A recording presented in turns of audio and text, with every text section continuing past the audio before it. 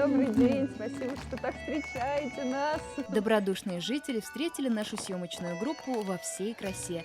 Тут и праздничный каравай, песни и пляски, и богатый осенний урожай. Чуваши, татары, башкиры, русские и марийцы – все как одна большая семья. Что тут скажешь? Трудолюбивый народ бережно относится и к своему культурному наследию. У нас все, национальность такой, все вместе. Как вы живете? Дружно живете? Дружно, хорошо, без проблем как бы. Люди у нас очень хорошие, добрые. У нас существует по WhatsApp группа «Дюртюли сети».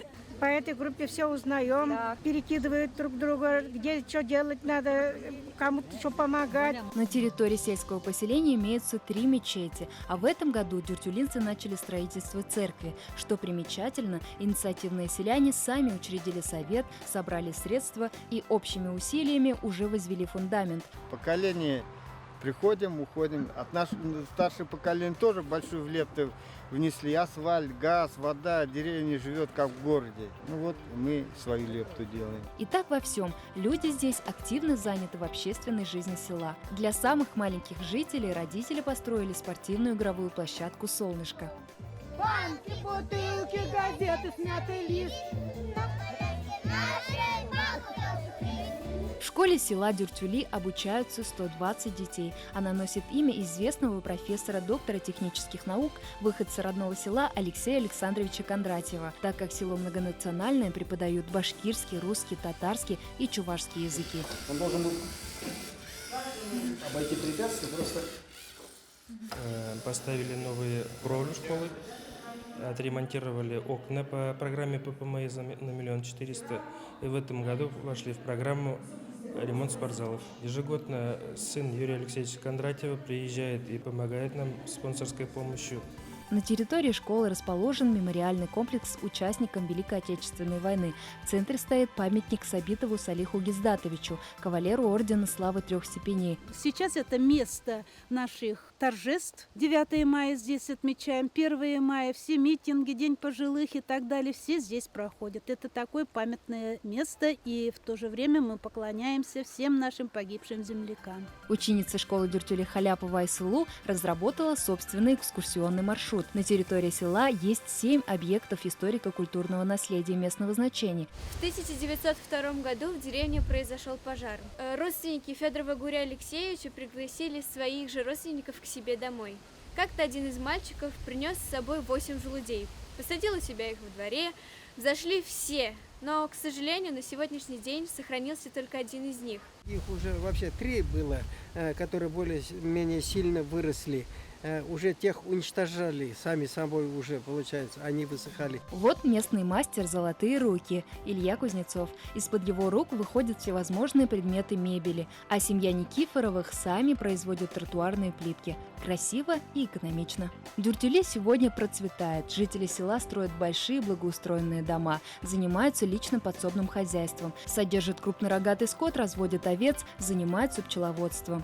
Красота! Хочу узнать секрет у дюртюлинских мастериц. Скажите, пожалуйста, что это за вид искусства?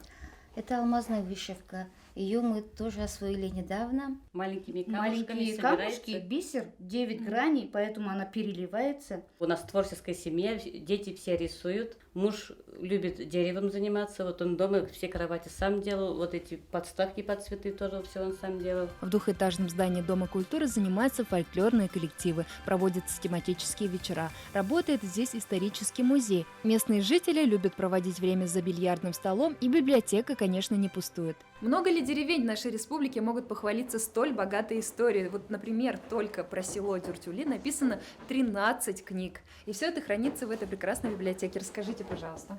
Вот одни из первых этих книг является книга Леонида Федорова «Дюртюли и дюртюлинцы за 300 лет» и книга Анатолия Алексеева «Родная деревня». В середине прошлого века деревня Дюртюли находилась в буквальном смысле под угрозой исчезновения. Всему виной многочисленные глубокие овраги. Но благо нашелся настоящий спасатель. Водосброс, который мы сделали когда-то 50 лет назад, он до сих пор целый.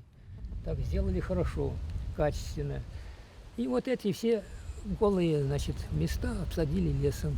Для села, которое раньше было голым, это мне думается, очень прекрасная картина сейчас создалась. Летом поселение утопает в зелени, а в местных прудах даже рыбы водятся, уверяют жители. И еще одним своим богатством дюртюлинцы считают главу сельского поселения Лейсан Нурмухаметовну. У нас ухоженные дома, красивые дома. У нас нет заброшенных домов в территории деревни. А еще самое главное, на территории нашего села проживают самые трудолюбивые люди. Можно бесконечно ругать власть, ждать лучшее время и надеяться на авось, а можно просто брать и делать так, как это делают дюртюлинцы. Надо построить церковь, собрались всем селом, начали стройку. Помочь кому-то, так всем миром. Славится деревня своими трудолюбивыми и дружными жителями. И в этом ее красота. Лилия Глиулина, Эдуард Гайнанов, Шаранский район.